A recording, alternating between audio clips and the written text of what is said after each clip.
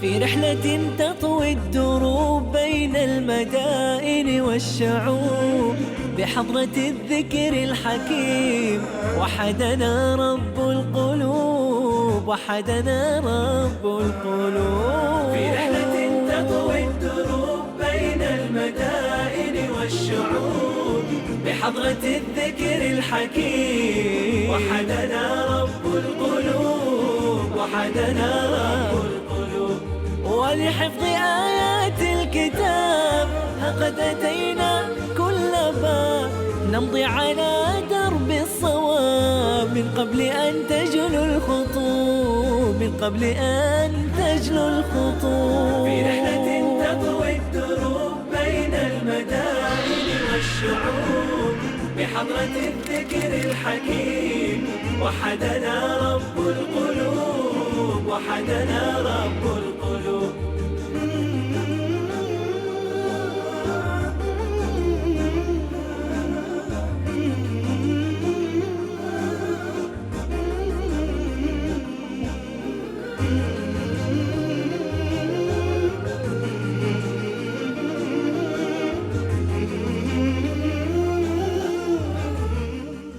Сенат 670 жылы Марокко жеріне Уқба ибн Нафиқтың қолымен ислам діні кіріп келді. Қазіргі күнге дейін ислам діні Марокко елінде тамырын кеңінен жайып, үстемдігін жалғастыруда. Мен бұл өлкедегі Құран жаттау тәжірибелері жайында көп оқығанмын. Және де осы тәжірибелердің өте әдемі, керемет, әрі айрықша екенін көрдім. Сол себепті мен осы өлкедегі тамаша Құран жаттау жолдарын үйрену мақсатында осында келдім. Сіздер де Құран үйренудің мұндай әдіс тәсілдерін білетін боласыздар. Ислам діні бұл жерге кіріп келгеннен бері бұл жердің халқы балаларын жастық шағынан ақ Құран кәрімді жаттатуға қатты қызығып келген. Бірақ олар Құранды кітапқа қарап жаттай ма? Әлде басқаша әдіспен бе? Жоқ, олар өзгеше әдіспен жаттайды. Олар Құранды тақтайшалар әдісімен жаттайды. Бізбен бірге тамашалайтын боласыздар, иншалла. Марокко елінің мәдени орталығы саналатын Фас қаласындағы медреселердің бірін араладық. Ол мүміндердің анасы Хафса радиаллаху анха атындағы мешітте орналасқан. Біз бұл жерде бұрын көрмеген жайттарды көрдік. Ол мароккалықтардың дәстүрлі Құран жаттау әдістері, яғни тақтайшалар көмегімен жаттау әдісі. Мәшаллах, бұл бала Құраннан «Саяқулу суфахау минан наси» аятын, яғни екінші параның басын жаттап жатыр.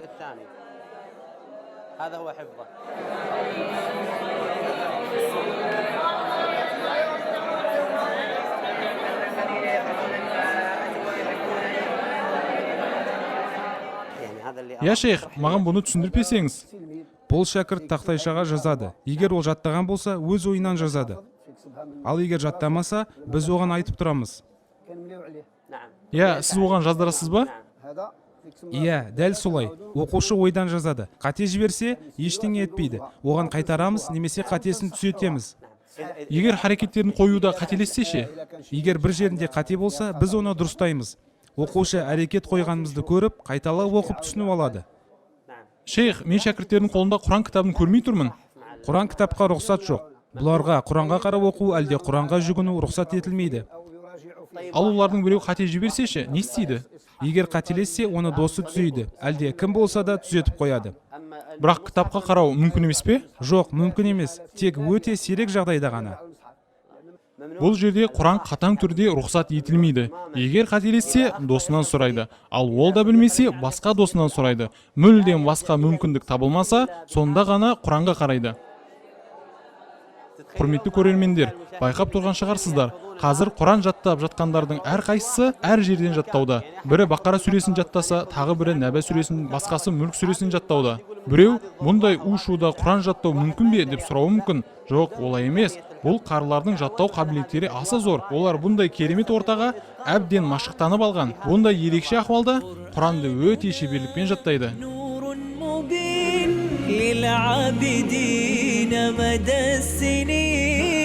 نور على نور لنا درب السعادة كل حين منه شفاء للصدور برهانه بين السطور وشفيعنا يوم النشور جاء على الوحي الأمين منه شفاء. Біз қазір Марокконың Фас қаласында орналасқан Хафса радиаллаху анха атындағы медреседеміз. Менімен бірге Аллахтың кітабын жаттауда алдыңғы қатарлы үздік қарылардың бірі отыр. Үздік дейсіз бе? Я, үздік дей аламын. Менімен бірге қадірлі бауырым Шейх Ашраф. Шейх Ашраф, Құран кәрімді неше жасында жаттауды бастадың? 13 жаста. Құран жаттауды 13 жасында бастадың. Және неше жаста толық жаттап бітірдің? Неше жылда бірінші мәрте Құранды хатым қылдың? 1,5 жылда. 1,5 жылда? Яғни шамамен 14 жарым жаста бірінші рет жаттап шықтың. Бірінші мәрте хатым қылыпты дегеніміз, Құран кәрімді бірінші мәрте толық жазып шығыпты, өз қолымен бәрін жазып шығыпты дегеніміз. Сонда ол бір мәрте толық хатым қылған болады. Егер ол 1, 2, немесе одан да көп қате жіберетін болса, екінші хатымды бастайды. Жақсы, қазір сені Құраннан сынап көрсем бола ма? Бисмиллахир-рахманир-рахим. فيهما عينان نضاختان فيهما عينان نضاختان فبأي آلاء ربكما تكذبان فيهما فاكهة ونخل ورمان فبأي آلاء ربكما تكذبان فيهن خيرات حسان فبأي آلاء ربكما تكذبان حور مقصورات في الخيام فبأي آلاء ربكما تكذبان. Аллах тағала саған әрі зейініңе береке берсін. Аллах тағала осы жаттаған Құранды ата-анаңа, әрі ұстаздарыңа әжір сауап етіп жатсын. Мәшаллах, бірде бір қате жібермеді. Біз араб түбегінде Орта Азияда Хафс қирағатында оқимыз. Бұл қары болса Варш қирағатында оқыды. Аллах тағала бұндай қарыларымыздың санын арттырсын. Енді Аллахтың кітабы жайында, оны қалай жаттау керектігі жайында әңгімелейтін болсақ, бауырым, қазір сен менен Құранды кәміл жаттау үшін керекті нұсқауларымды тыңдап отырсың. Білген, Құран жаттау жолындағы ең басты әрі маңызды қағидалардың бірі ешқашан әне жаттаймын, міне жаттаймын деп кешіктірме. Қазір мені естіп тұрсың ба? Құранды жаттап шығамын деген мақсат қойғанда, Құран жаттауға қазірден ақ кіріс. Нәтиже шықпайды, мұратыма қол жеткізе алмаймын деген ойлардан қорықпа. Бұндай ойлар сені мазаламасын. Құран қиын емес, Аллах тағала тарапынан жеңілдетілген. Сенен тек жігер ынта ғана талап етіледі. Қазірден ақ баста, мен пәленше Құранды кәміл жаттап шығамын деп өзіңе жоспар құр. Сізге мынандай мысалмен түсіндіріп көрейін. Мәселен, суда жүзуді білмейтін бір кісі жүзуді үйренбекші болса, үйрену үшін суға барады. Алғаш суға жақындағанда, егер су терең болса, әлбетте ода қорқыныш болады. Бүгін де, ертең де, бүрсігүні де ол сөйтіп қорқып тұра берсе, жүзуді ешқашан үйрене алмайды. Бірақ өзін суға тастаса, тіпті батып, тұншығып, әрекет етсе де, ол сол күннен бастап жүзуді үйрене бастайды. Алайда Құран кәрімді жаттау бұдан әлде қайда ұлық. Құран жаттауды бастаған мезеттен ақ Аллах тағала тарапынан тауфиқ, хидаятты сезесіз. Ең маңызды қағида, қазірден ақ Құран жаттауды баста, бауырым.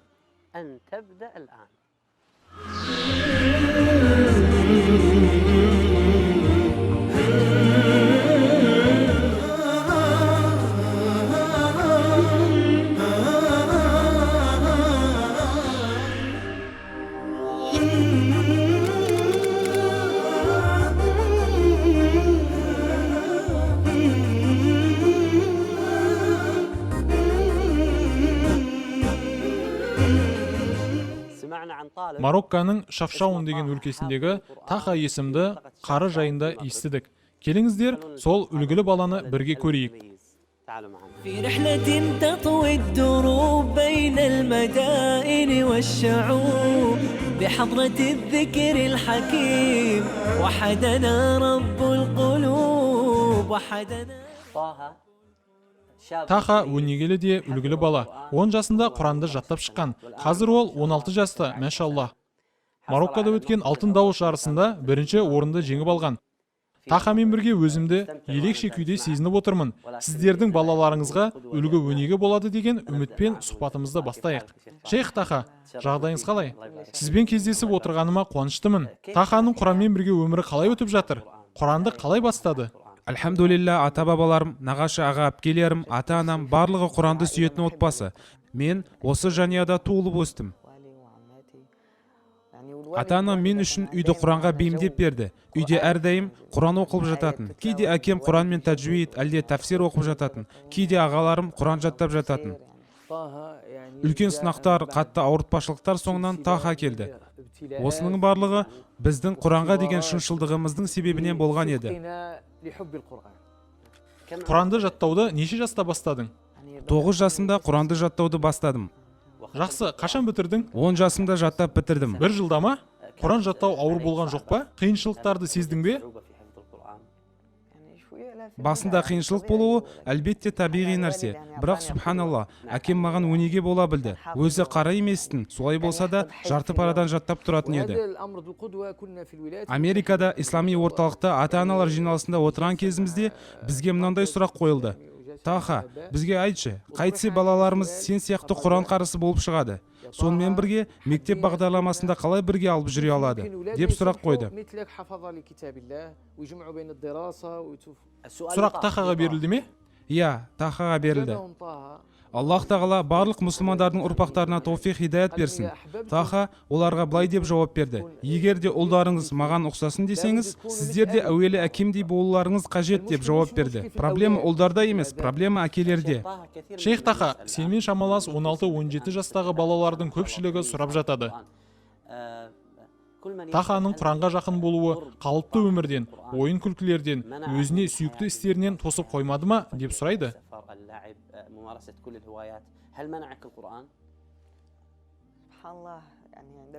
Бірақ субханалла, әкем хикметпен, көркем әдіспен Құранға деген сүйіспеншілігімді оятып, менің ең сүйікті затыма айналдыра білді. Сөйтіп Құранды жақсы көрдім. Әрине, ойынға, мультфильм көруге, серуендеуге, спортпен айналысуға арнайы уақыт бөлетінмін. Бірақ Құран оқу менің ең сүйікті ісім еді. Ойыннан гөрі көбірек Құран оқуды әрі Құран жаттауды артық көретінмін. Субханалла, әкемнің осындай даналығының себебінен Құран менің балалық шағымның сәніне айналды. Мәшаллах, міне Таханың жастық шағын құлпыртқан, нұрландырған Құран ғана.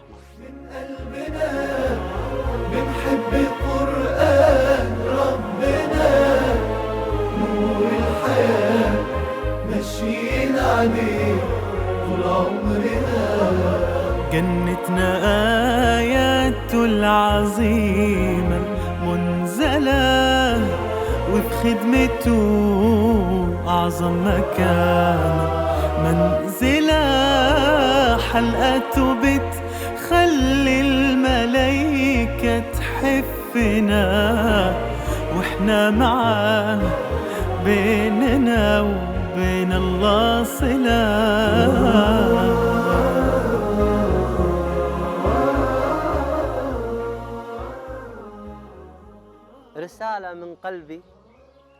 Балаларына Аллахтың кітабын жаттатуға құмар болған әрбір әке шешеге, әрбір анаға жүректен шыққан мына бір лебізімді жеткізгім келеді. Егер де сіздің сәби жасындағы ұлы балаңыз, әлде қызыңыз болса, қазірден ақ Құран тәрбиесін бастаңыз. Қазірден бастап Құранға деген махаббаттарын оятыңыз. Құран ол Аллахтың кітабы, ұлы кітап. Құрметті әке шеше, қадірлі ана, Құран тәрбиесі сіздер үшін ең ұлы жоба.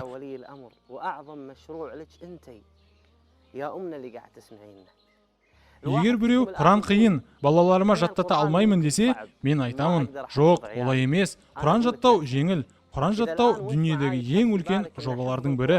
Әрбір істің соңында оның пайдасы, табысы болады. Бірақ дүниелік жобаларыңнан пайда болуы мүмкін, болмауы да мүмкін. Білмейсіз, ал Құран жобасынан иеленетін табысыңыз иншаллах 100% анық. Себебі бұны бізге Аллах тағала, соң пайғамбарымыз саллаллаху алейхи уассалам уәде етті. Әрқандай іс қиын болмауы үшін әуелі жүйелі бір тәртіп, жоспар түзіп алу қажет. Жоспарыңды сол тәртіппен бастайсың да, соңында Аллах тағаланың көмегімен дүние әрі ақыретте де ұлы табысқа қол жеткізесің. Біреу айтуы мүмкін, бұны үйрену оңай емес, қалай үйренемін, кімнен сұраймын деген сұрақтарды қою мүмкін. Мен бауырларыңыз фақт. Мен сіздерге үйрену жолдарын жан-жақты үйретемін. Алайда сіздерден сұрарым, қолыңызды менің қолыма қойып, барлық ынта ықыласыңызды маған қарай бұрыңыз. Сонда ғана балаларыңызға Құран жаттатудың қаншалықты жеңіл екенін ұғынасыз. Сізден берік ниет пен жауапкершілік талап етіледі. Балаларыңыз әлі жас па? Жас кезінде жаттатудың орны бөлек. Жас кезінде жаттағаны тасқа ойылып жазылған нақышқа ұқсайды. Қазірден ақ балаларға Құран жаттатуды бастасаңыз, Аллахтың қалауымен олардың зейіндерінің қуатын байқайсыз. Сонымен бірге менімен бірлесіп, бұл керемет те әрі жеңіл дәрістеріме қосылыңыз. Сіздерге ұсынып, бағыт-бағдар көрсететін боламын.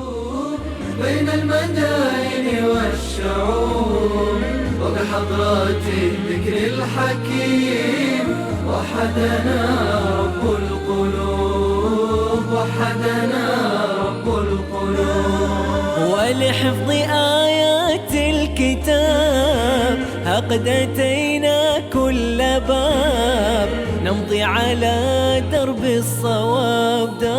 الصواب من قبل أن تجلو الخطوب